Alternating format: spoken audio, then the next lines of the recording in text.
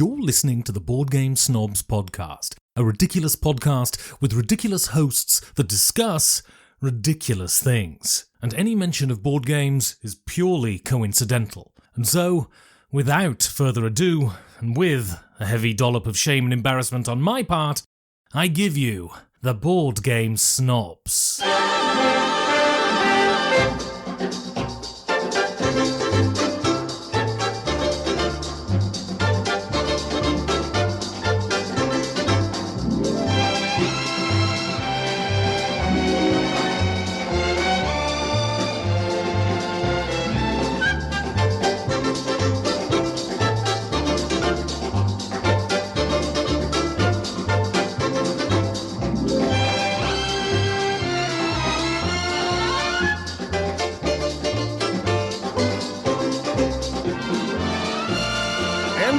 And the reading of the email will commence here in a moment. This is Jerry with Board Game Snobs. This is Gabby. And we'd like to, when you send us an email, if you're a dear listener, you send us an email. Emails are my favorite. BoardGameSnobs@gmail.com. It touches my heart. I love even written mail. Did I share with you what took place with my purchase of Rococo? Yes, you did. That was amazing. Well, you didn't share it personally with me. You posted it to Facebook. Which is personal. This time, it's personal. Eventually, you put out enough trilogies or sequels to something, eventually it's going to get personal. Well, first off, so I was wanting to... Why do they keep murdering my family? I think it must be personal. How have they been taken? Three times. This shark has killed every one of my family members. This time, it's personal. No, Gerald. It was personal the first time, the second time, and the third time. This time, it's random. In 3D. Next time, that would be the it's greatest personal. This time, that means nothing. This time, it means nothing to me. Take no offense. This is not personal. But I purchased the old edition of Rococo from using the Board Game Geek website. And the individual for which I found on the marketplace to buy it from was super, super helpful for some reason. Because it was like I was trying to get it shipped to my house.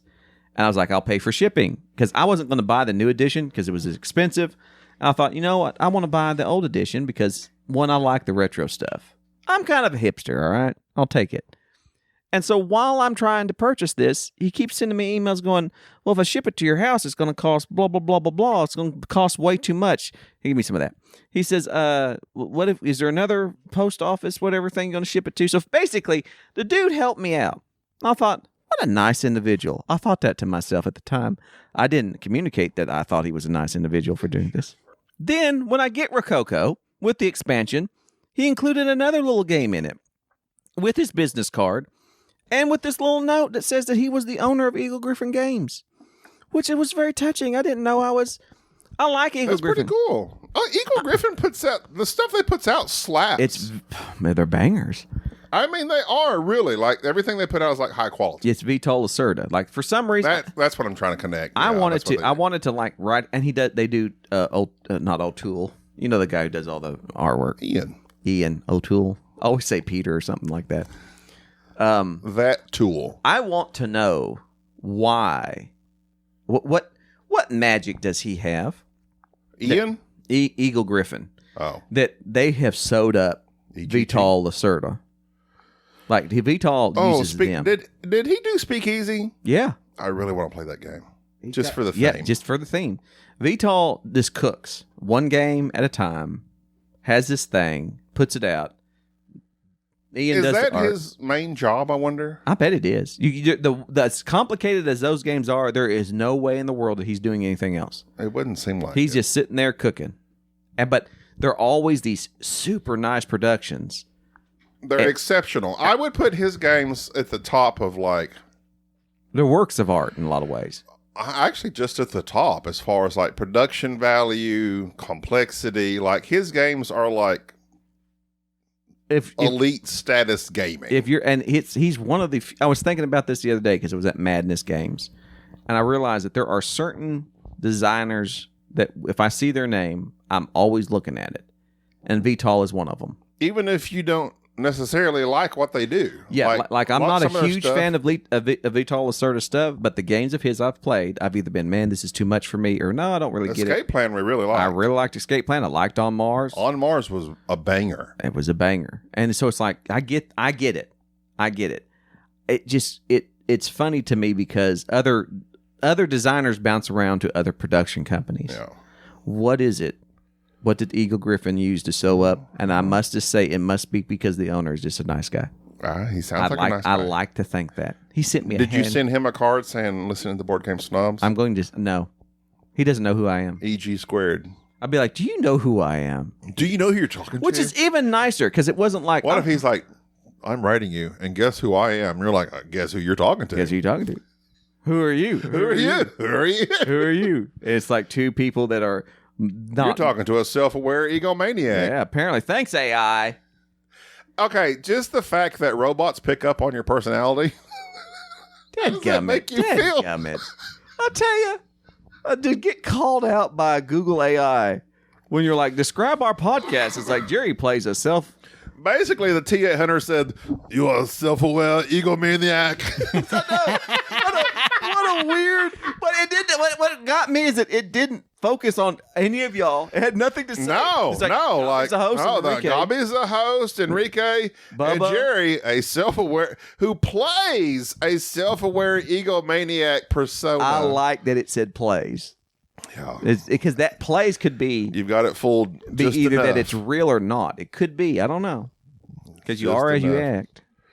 All right, we got to cut to the chase. All right. We're going to, this is not the email we're going to discuss, but this is an email that I feel like we need to read by Sean Franco. Favorite books? Snobs. Listening to the episode with Bubba talking about favorite books, I really have to recommend my favorite author. Okay, this name is spelled super weird. Okay, spell it. I-A-I-N. I have no idea. Iana. I would go Ian. But it's like Iane. Iane. He's very Ianal. Iane Books. He was a Scottish novel. He's who dead. wrote fiction. He's novelist. He was a novel. He was a novel fella with a novel name. He was a Scottish novel who wrote fiction, and under the name Iane M. Banks, science fiction. His books cover a whole range of storytelling for me: comedy, mystery, tragedy, action. And these are often all in the same book. My favorite novel by him is The Crow Road, which is a multi-generational epic that focuses on the narrator's uncle who has been missing for years. But if I was to recommend something by Banks, I would recommend his Culture series. This is a series of 10 science fiction space opera novels. I do love space opera. Everybody loves a good opera. These 10 books have a common ain't setting. Over until the fat lady sings. But not continuous plots or characters, so each could probably be read interdependently, although I think the first 3 benefit them thematically from being read in order. The reason that I recommend these to you is largely for the second book, The Player of Games. This is a book about a board game. It's a board game so complex and sophisticated that the way that each player plays it demonstrates and communicates their own personal philosophies. It's a Gaia project. There is a large planet-wide tournament every few years, and the winner of the tournament obviously has demonstrated the superior aptitude required to become emperor of the planet. Wow. Hopefully some snobs and or snob listeners are also Iane Banks readers. Ian. I did a full read of all 30 of his books about 6 years ago, and it was a great experience for me. So I'm curious also if there are any authors who you have consciously set out to read all of their books in a row. Okay, so now I have to feel like I have to come clean on the Madeline Aubrey series of the Patrick O'Brien series. So Patrick O'Brien, of course, is the man who wrote what most people will know as the Master Commander book, the film Master and Commander starring Russell Crowe. That is a series of like 21. I'm trying to blank on them. I think it's like 21 books. That Patrick O'Brien, apparently the author, just went a little bit what authors do, and completely ignored his family and his children, and decided that he's just going to study 1800 naval warfare and Napoleon, and write this incredible bromance between this captain and his doctor, his ship doctor, that expands just upon the whole Napoleonic naval warfare. And I remember watching Master Commander and loving it, and then proceeding to read the book and realize that there is a hook in these books, and they're all the same. Captain? That's one of the books. Captain Hook? The hook is that the captain, Lucky Jack Aubrey, is always unlucky in financial things. So his whole thing is he's either getting married or trying to get promoted, or he is married and trying to take care of his wife, and they just need money, and everything unlucky happens to him financially, but he's incredibly lucky at sea. And that's why they call him Lucky Jack.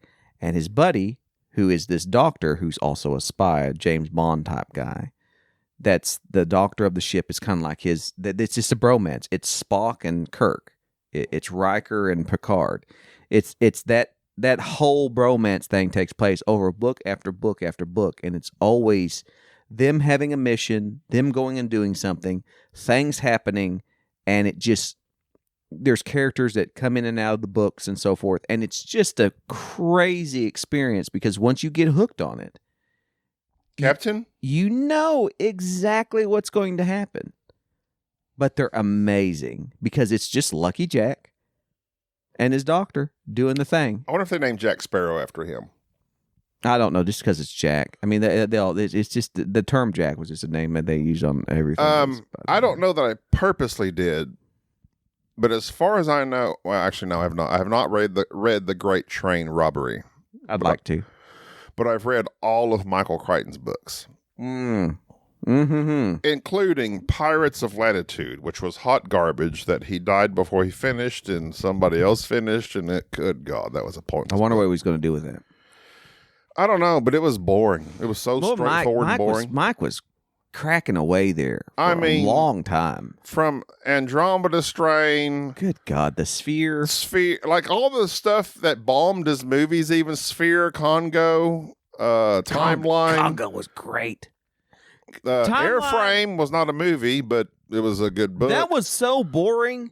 But I read that thing and was enthralled. I read the book with this stupid thing of a woman investigating a plane crash. That was the most boring thing ever. It was a rough read. But read that thing, and every page, I'm like, I got to get through this. This is interesting. Disclosure?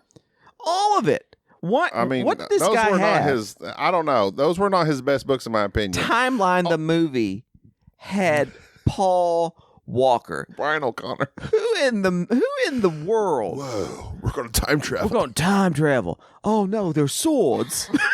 Where's my car? It was a terrible movie, but it was a good book. But it was still. But the idea behind it was such an interesting.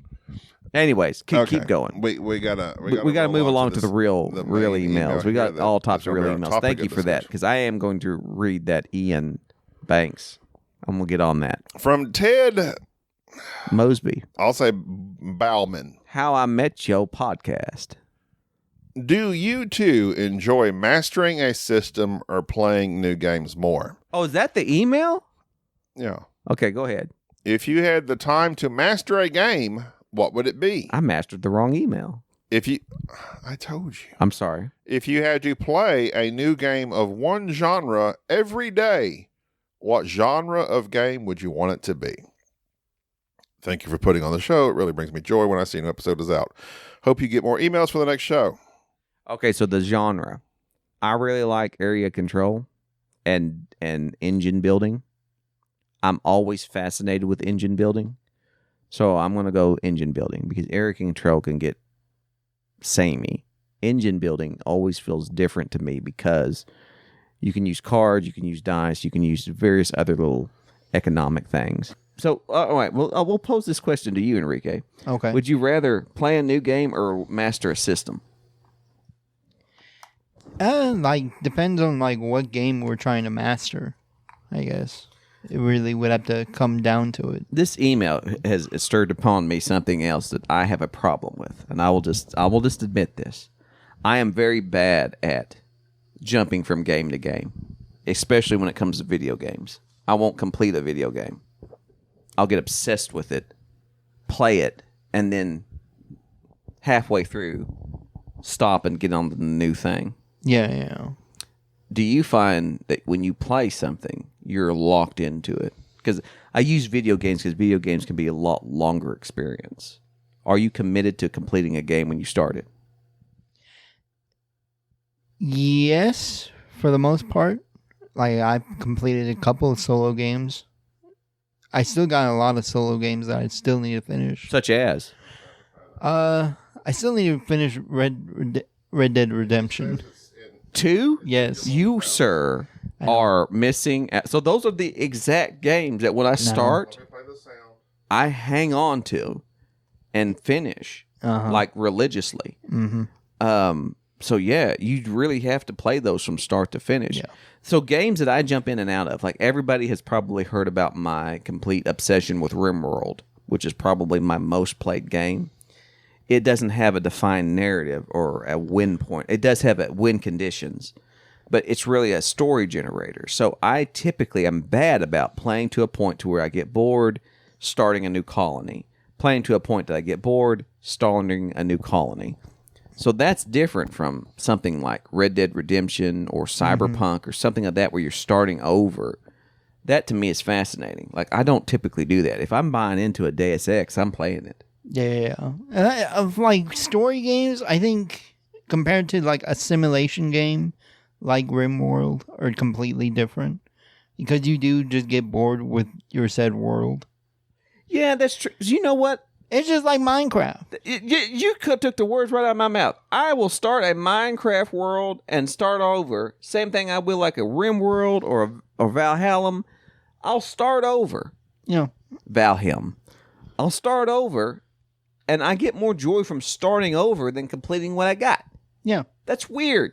It is weird. But these it's just with simulation games. It is what's just with it's but these games that are like narrative driven, like Red Dead Redemption, Kingdom Come Deliverance, things of that nature. You're playing a narrative, so you go all the way through it. So it's like you have the video game like incentivizes you to complete the story. The problem with with board games is that even though there might be a story that you create, it's contained within this 2 hours, and so you're not really incentivized to master a system.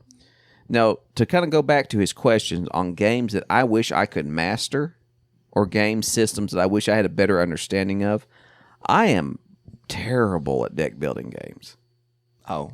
I am terrible at deck building games.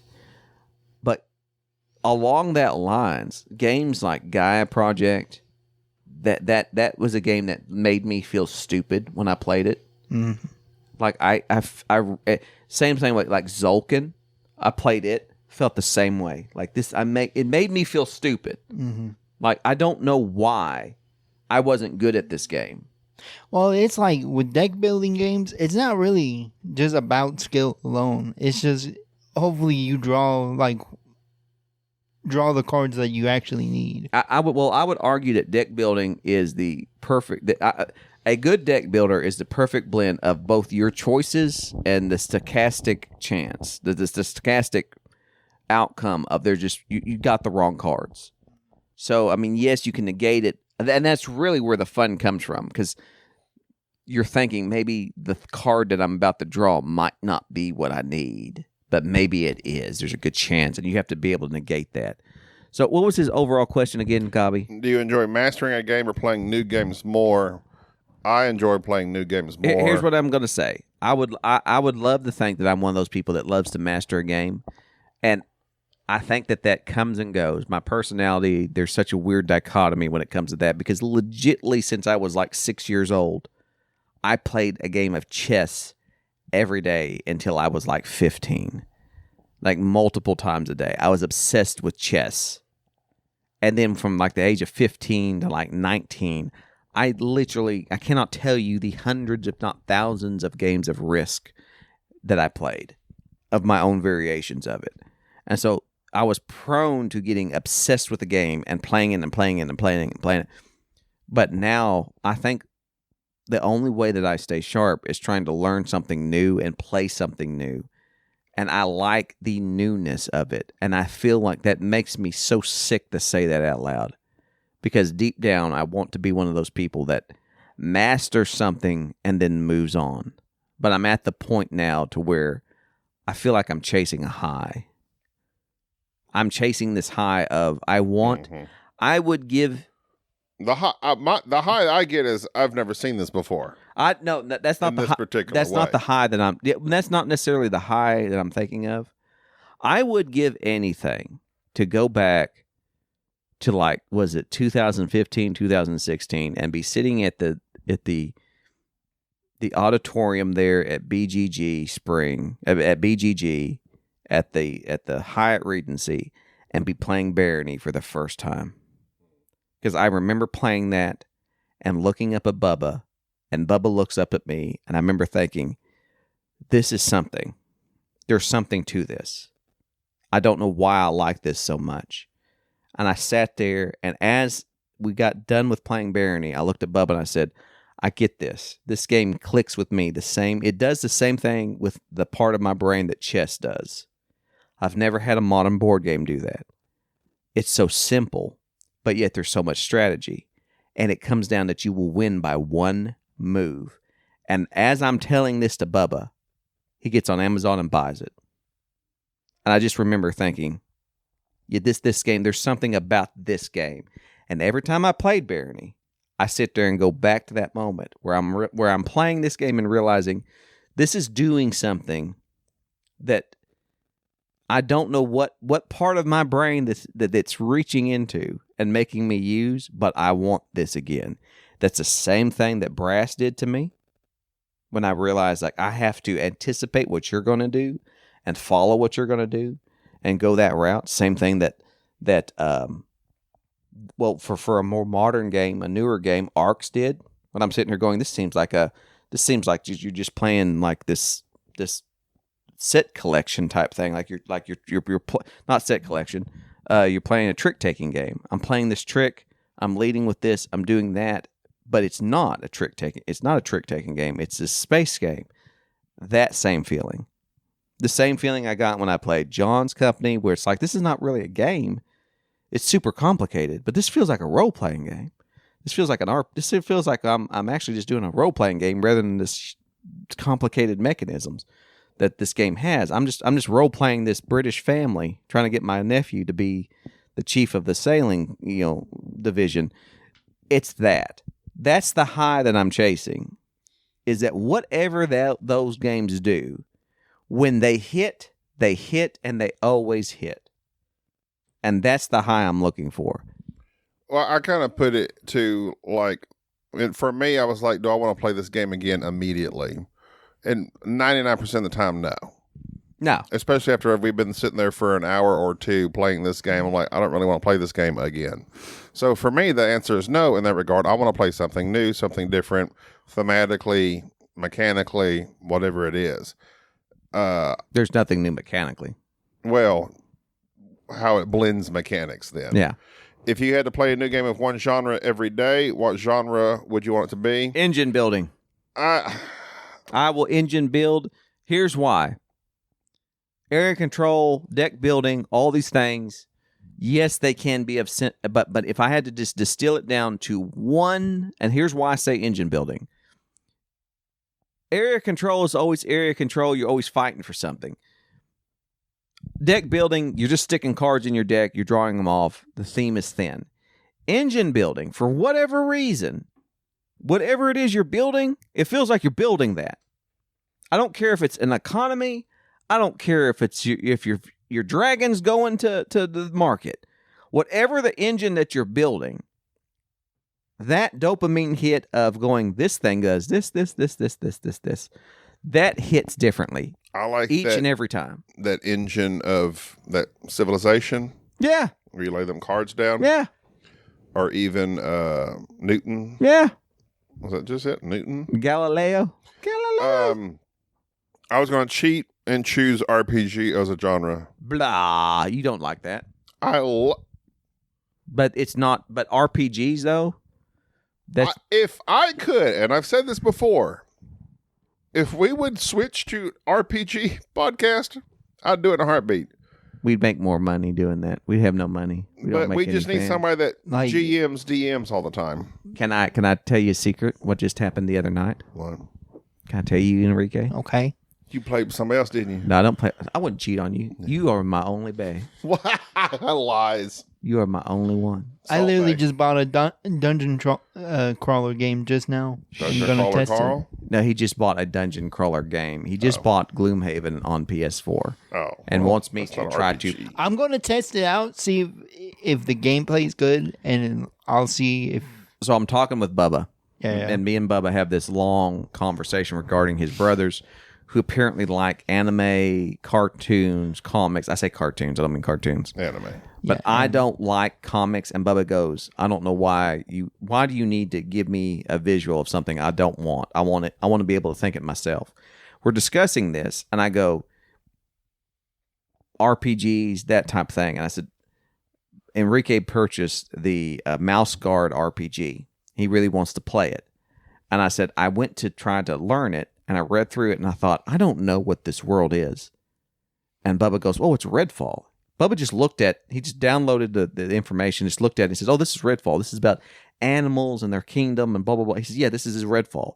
And I go, yeah, I said, I need to read the comic or the graphic novel. Never heard of it. And Bubba is immediately buying the graphic novel. Oh, Going okay. like, we're going to read this. I'm like, yeah, because I want to create this world. So the whole thing of like creating an RPG and all this to me is very interesting. I think the reason I don't do well with RPGs is because I can't, as a player, imagine what's going on. But as a GM, I get much more satisfaction from going, I know what's going to happen, and this is the route I'm going to take you, and you guys do what you need to do. So RPG to me, which is fascinating that you would say that about RPGs because you've ruined more RPGs than you've been successful at. I keep throwing that out there because that's hilarious to me. That 10 Candles thing. That if I ever see Ben Maddox, I'm going to give him a big hug because that 10 Candles. I that have 10 never had that- more fun than playing 10 Candles. That 10 Candles game was fire. You missed it. We need to play it again just for the sheer fact so that Enrique can Or play it. even I'm telling you, our Star Wars RPG, if you listen to Fire. it, Oh, just the stupid stuff fantastic. we did Fire. is just so fun. It slaps. So, but I know what we you're never saying. got the recording of me just getting knocked out by a janitor droid. So the Which the, was what was it, an HK model? the fact that what Jerry's talking about, I It's a believe, repurposed is the fact HK that model, and Jerry- it knocked me out. Enrique, I don't know what Enrique's I talking had to. Oh, shit. Anyway, Wait hold a on minute. real quick. Stop. Stop. 47. You Enrique, dirty dog. No, I'm talking about Jerry cannot. You know the thing. I You think meat bag. Billie Eilish suffers from this as well. So all will relate. you dirty meat bag. Jerry cannot visualize things in his mind like a movie. You said Billie Eilish, and my daughter comes running in here. Billie Eilish. Billie Eilish cannot do that either. She cannot hers may be the opposite. Like when she hears particular words, she flashes like weird objects in her mind I am the Billie that represent Eilish. that. I am the Billie Eilish of board games. But you're not that because you can't flash something in your mind. So when we say, okay, in an RPG, you're walking into a room. I don't blah, see the room. Right. I'm a narrative thinker. So but when I'm not I a was visual saying thinker. in Nemesis Retaliation, it's like a movie in my brain. It's not that for you. No. But that's why I like RPGs so much because after we're done telling the story, like it's a movie in my brain. Well, here's 3 things for which you can look forward to. Number 1, the Mouse Guard RPG, which I'm doing because I love Enrique. Number 2, the Alien RPG, which I have not only got the RPG, I'm about to buy the 2nd edition just to do it, and I've got the Marines and the minis, and I painted them just for the sheer fact because I like having minis, and I'm going to combine the 2. And number 3, ISIS Vanguard, which I don't know if that's kind of an RPG type game, but those are all board games. It's probably more of a story-driven But RPG. even- you've literally been talking about Ice as a Vanguard for years. I know. finished it. I'm ready. Oh, you're done? Anytime. Huzzah! Anytime, baby. I'm ready. I'm ready. All right, so I'm ready. Mr. Ballman, Ballman. Ted. His name is Ted? Ted. Is it I wonder if it's Teddy or Theodore or what is it? He's got Ted. Is this Ted? I wonder if it's Theodore. I don't think nobody names their kid Ted. That's going to do it for this episode. Thank you for your emails. Send us more because that provides us discussion material in lieu of actually playing games. No, because we're going to play some RPGs. I hope that y'all like RPGs because we're about to RPG the heck out of this. Roll some 20s. Thank you for tolerating this episode of the Board Game Snobs. Stay classy.